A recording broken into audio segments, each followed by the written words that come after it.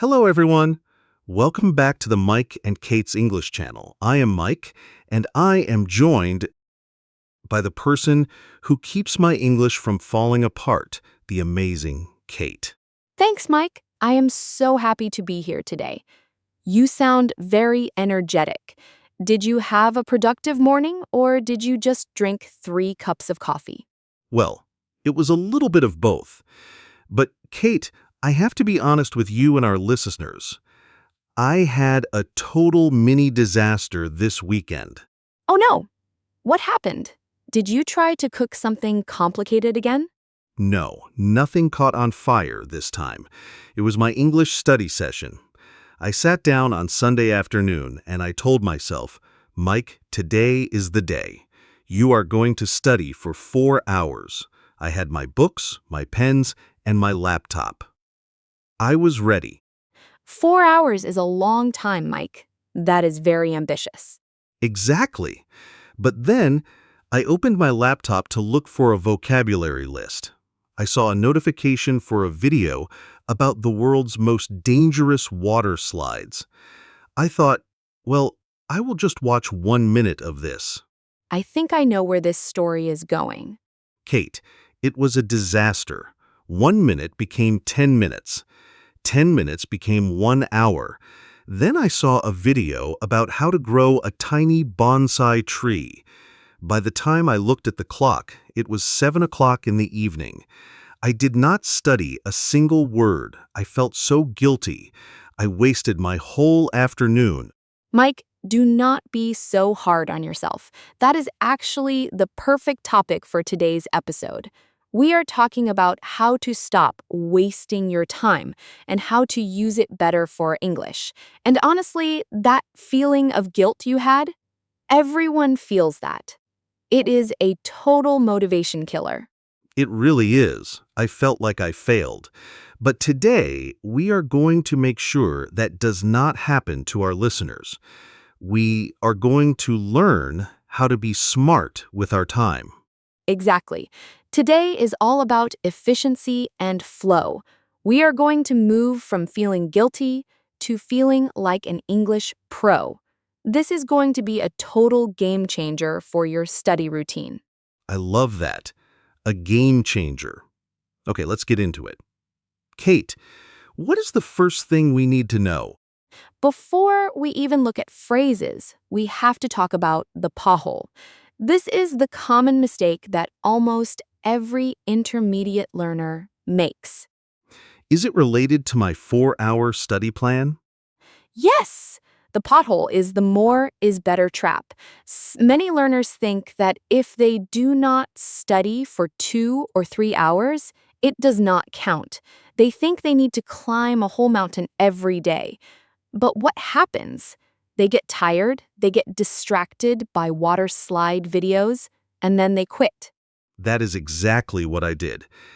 I felt like if I only did 10 minutes, I was being lazy. That is the mistake. In the world of language learning, 10 minutes of focused work is 100 times better than 3 hours of distracted scrolling. Using your time well is about being intentional. Intentional. That is a big word. It just means doing things on purpose, not by accident. Okay, I am ready to be intentional. Let's start with some phrases to help us talk about this and fix our schedules. Great. Section 1 is all about the planning stage. Our first phrase is make a tiny plan. Make a tiny plan. That sounds easy enough. Why tiny? Because tiny plans are hard to fail. If your plan is to learn 50 words, you will probably quit. If your plan is to learn 2 words, you will definitely do it. It is all about building a habit. That makes sense. It is like when I say I am going to the gym for 2 hours and I never go, but if I say I will walk for 5 minutes, I actually do it. Exactly. Now, let's look at the secret sauce, the connected speech.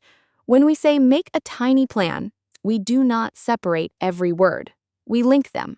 Listen to the K sound in make and how it moves into the A. Okay, so not make a, but make a. Perfect. It sounds like one word. Make a tiny plan. Try it for me, Mike. Make a, oh wait, make a tiny plan. Almost. Try to make that K sound really soft. Make a. Make a tiny plan. There it is. That sounds so much more natural. Now, our second phrase for this section is a bit vague. A bit vague. I know a bit means a little, but what does vague mean? Vague means not clear. If you say, I want to be better at English, that is a bit vague. It is like telling a taxi driver, take me somewhere nice. The driver does not know where to go. Oh, I see. So my plan to study for 4 hours was a bit vague because I did not know what exactly I was going to study. Precisely. To use this in a sentence, you could say, my goals are a bit vague. Let's look at the linking here. The T at the end of bit often disappears or becomes a very soft D sound when we speak fast. We say a bit vague. A bit vague, like the T is a D. Yes, exactly. In American English, we often do that. A bit vague. Try it out. My plan was a bit vague. You got it. Mike, you are a natural. Thanks, Kate. So, we have make a tiny plan and a bit vague. I am already feeling more intentional. Good. Now let's move to section 2. This is about finding time when you think you have no time.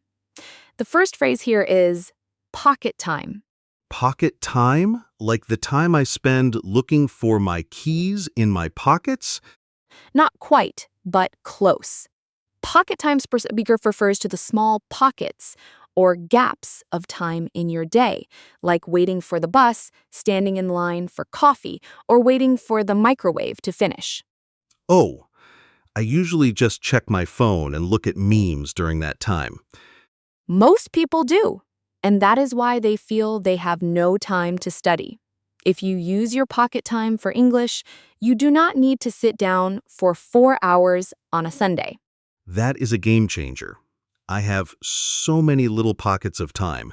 Exactly. Now, for the linking drill, listen to the T at the end of pocket. When it meets the T in time, we do not say the T twice. We just hold it for a tiny bit longer. It is one big T. Pocket time. Pocket time. You said it a bit too fast and separate. Try to make it sticky. Pocket time. Pocket time. Yes! Just like that. It sounds like one word with a long T in the middle. Pocket time. I like that. I am going to use my pocket time to listen to this podcast. Love it. Now, the next phrase in this section is a bit more negative, but we need to know it. It is a time thief. A time thief? That sounds like a character from a movie. It basically is. A time thief is anything that steals your time without giving you any value. Social media is the biggest time thief for most people. Like my water slide videos, they are total time thieves. Exactly. They take your time and you get nothing back. To use this in a sentence, you can say, scrolling is a total time thief. Scrolling is a total time thief. Let's do the linking. For time thief, the M in time needs to slide right into the th sound. This can be tricky because th is hard for many learners. Do not stop after time. Move your tongue to your teeth for the th. Time thief. Time thief. Close. Make sure your tongue is between your teeth for that th. Time thief. Time thief. That is it.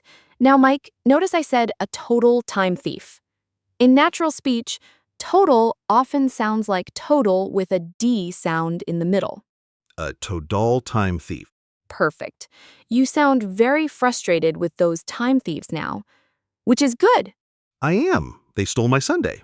Well, let's take your Sunday back with section 3. This section is about the long game. The first phrase is charge your battery. Like my phone? Yes, but for your brain. This goes back to our talk about rest.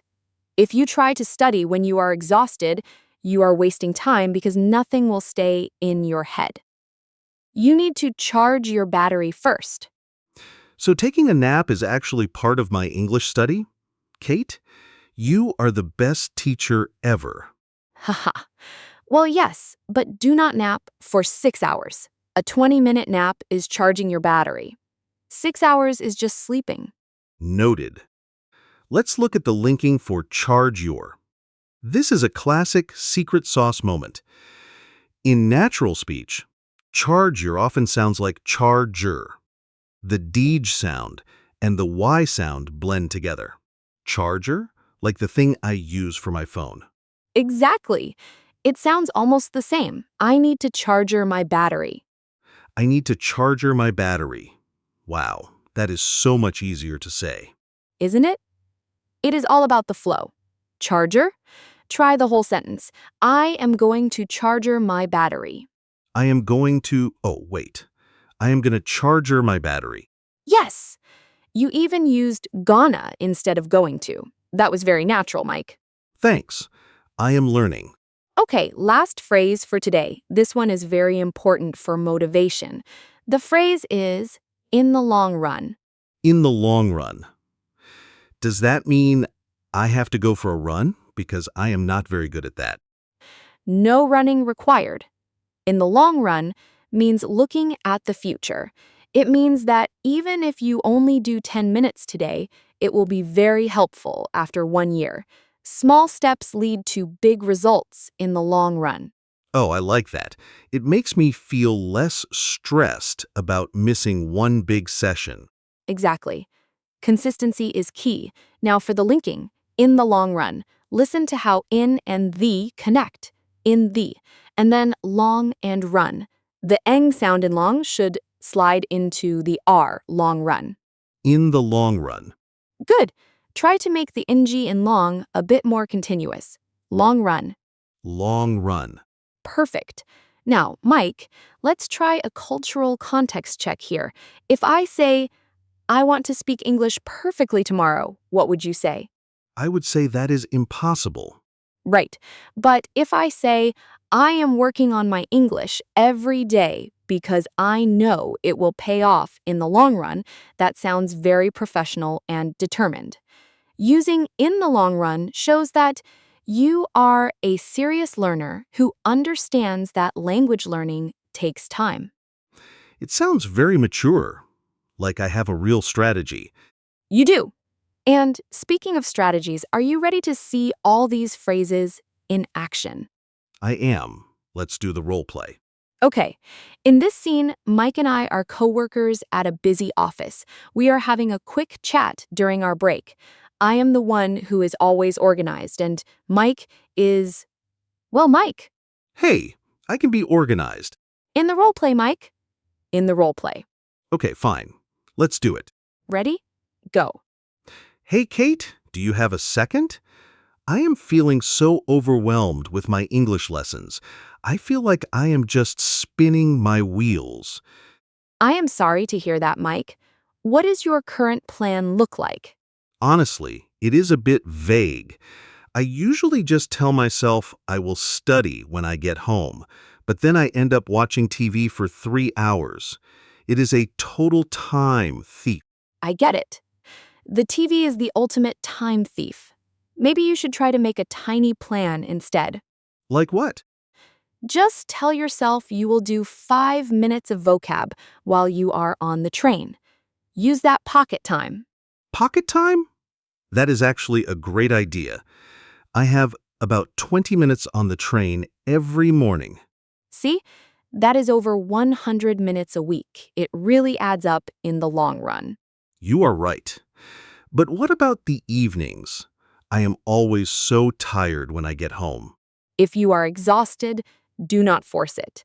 Just charger your battery and try again in the morning. Pushing yourself when you are tired is a waste of time.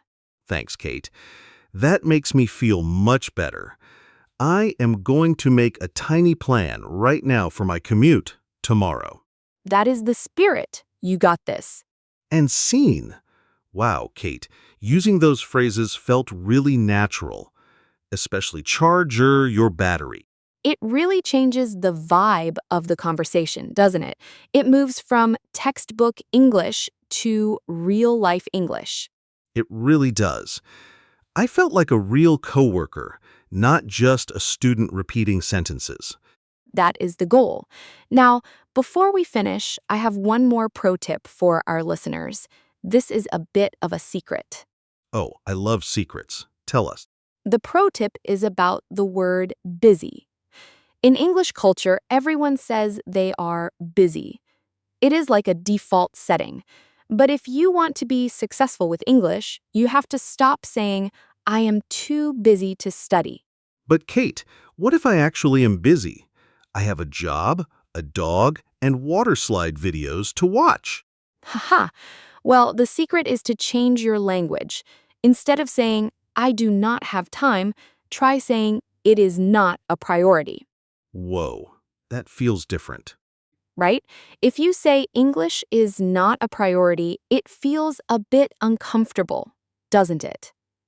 It makes you realize that you actually do have time, you are just choosing to spend it on other things, like those time thieves we talked about.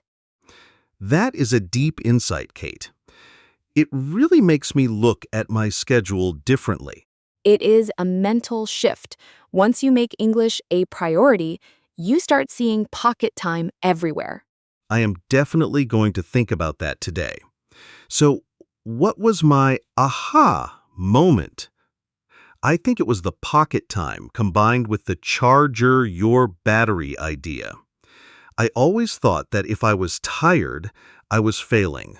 But knowing that resting is actually helping me learn better in the long run, that is a huge relief. I am so glad to hear that, Mike. That is the perfect takeaway. Okay, listeners, now it is your turn. We have a homework assignment for you. We want you to use one of our phrases from today in a specific scenario. Here is the challenge. Tell us in the comments, what is one time thief in your life, and what is your tiny plan to beat it? For example, you could say, Instagram is a total time thief, so I will make a tiny plan to study English for 5 minutes before I open the app. That is a great example. We cannot wait to read your comments and see how you are taking control of your time. And remember, if you found this episode helpful, please subscribe to Mike and Kate's English channel. We are here to help you move from textbook English to real-world confidence. Thanks for joining us today.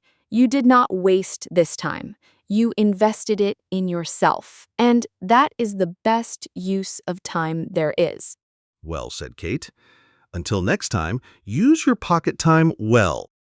And do not forget to charge your battery. Bye, everyone. Bye.